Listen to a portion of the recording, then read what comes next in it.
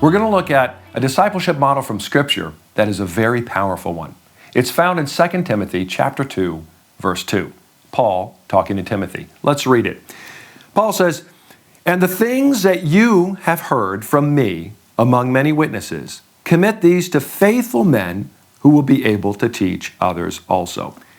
There, Paul is talking to Timothy about the discipleship method that he would like to see him employ, saying, hey, I've taught you things, I've discipled you in some things, and I'd like you to find faithful people, faithful men, to entrust these teachings to, who will be able to teach others also. We see 4 generations there. Paul, Timothy, faithful men, and others.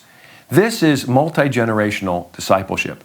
This is discipleship that is fruitful. And I have found it works even in my own discipleship that I've done here in Africa when you employ this model, this intentional relational discipleship that has multi-generations to it. So let's break it down a little bit more. If it was you or I looking at it, I would say, I need to teach disciples. That would make the 2nd generation. I'd be in the 1st generation.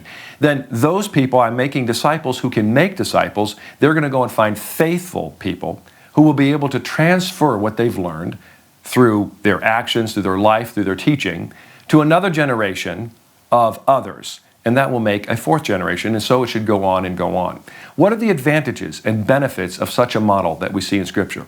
Well, first of all, we see that there is exponential growth. In the Scripture, we see exponential growth through this. From generation to generation, you're going to find more and more disciples being made. Maybe you start off with 1, 2, 3, or 4.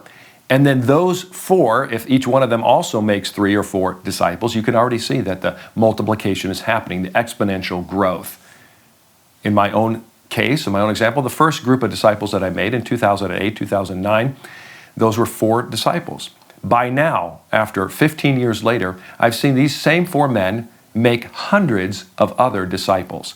Well, each one of them made a few, and then their few that they made entrusted and faithfully trained others also, and the model continues, and we find exponential growth. Very powerful. Another thing that we find in this is we see that there's a personal connection.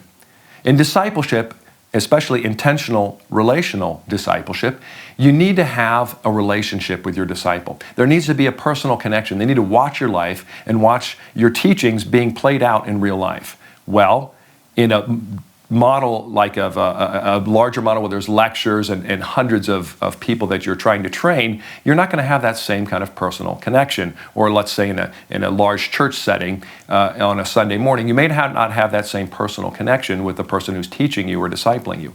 But in a small context, when you're pouring your life into somebody and then they turn around and pour their life into other people and so on, you're going to find this personal connection, which is a very powerful thing in discipleship. So firstly, you're going to find exponential growth. You're going to find this kind of a personal connection. And then you're also going to find shared responsibility. That's the 3rd thing you find in this model that Paul gives us.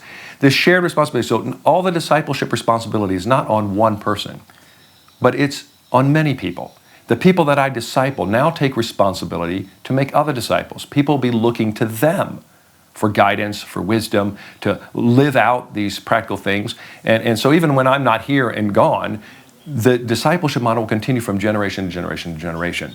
And that's a very important concept as well, that we share this responsibility. So it's not always about, it never should be about one person, it always should be about Jesus, but that we're sharing the responsibility of making disciples all around the world. Well, I hope this helps as you look at 2 Timothy chapter 2, verse 2, and try to apply this discipleship methodology in your own life.